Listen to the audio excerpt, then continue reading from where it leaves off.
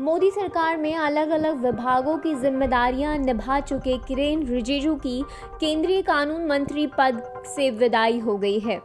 किरेन रिजिजू को अब भू विज्ञान मंत्रालय की जिम्मेदारी सौंपी गई है। रिजिजू की जगह अर्जुन राम मेघवाल को यह जिम्मेदारी दी गई है। राष्ट्रपति भवन की तरफ से जारी प्रेस विज्ञप्ति में कहा गया है कि प्रधानमंत्री की सलाह पर राष्ट्रपति ने ये फैसला किया है। किरेन रिजिजू से पहले जुलाई 2021 में रविशंकर प्रसाद से भी इसी तरह कानून मंत्रालय छीना गया था।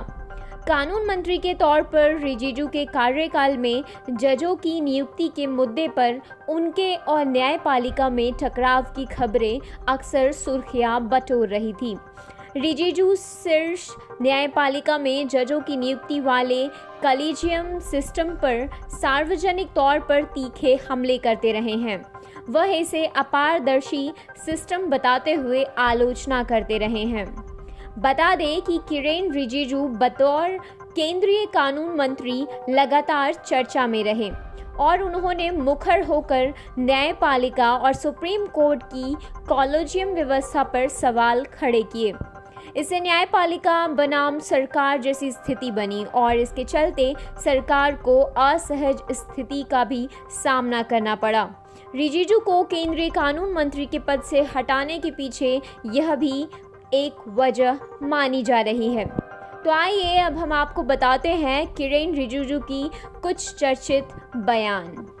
बीती जनवरी में दिल्ली में आयोजित एक कार्यक्रम के दौरान किरेन रिजिजू ने न्यायपालिका पर तीखा हमला बोला था और कहा था कि न्यायाधीशों को चुनाव लड़ने या सार्वजनिक जांच का सामना करने की ज़रूरत नहीं है। फिर भी वह अपने फैसलों से जनता की नज़रों में है। लोग आपको देख रहे हैं, आपका आकलन कर रहे हैं। आपके फैसले, आप न्याय कैसे करते हैं, लोग देख सकते हैं और आकलन करके अपनी राय बनाते हैं। रिजिजू ने कहा कि भारत में अगर लोकतंत्र को फलना फूलना है तो एक मजबूत और स्वतंत्र न्यायपालिका का होना ज़रूरी है।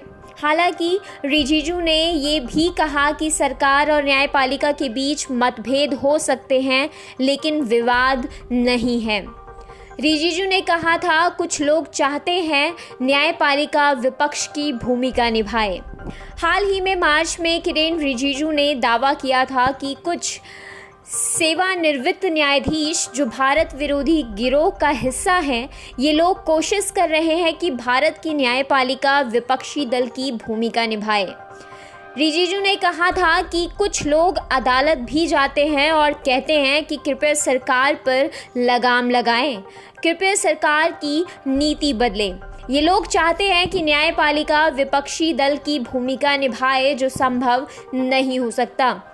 इससे पहले बीती फरवरी में इलाहाबाद हाईकोर्ट बार एसोसिएशन के एक कार्यक्रम में किरेन रिजिजू ने सरकार बनाम न्यायपालिका की बात से इनकार किया था।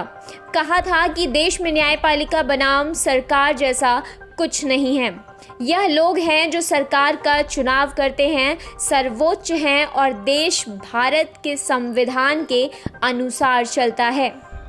किरेन रिजिजू के बयानों पर 90 रिटायर्ड अफसरों ने जताया था विरोध। सुप्रीम कोर्ट कॉलेजियम की व्यवस्था के खिलाफ भी किरेन रिजिजू मुखर रहे और कई बार इसकी आलोचना की।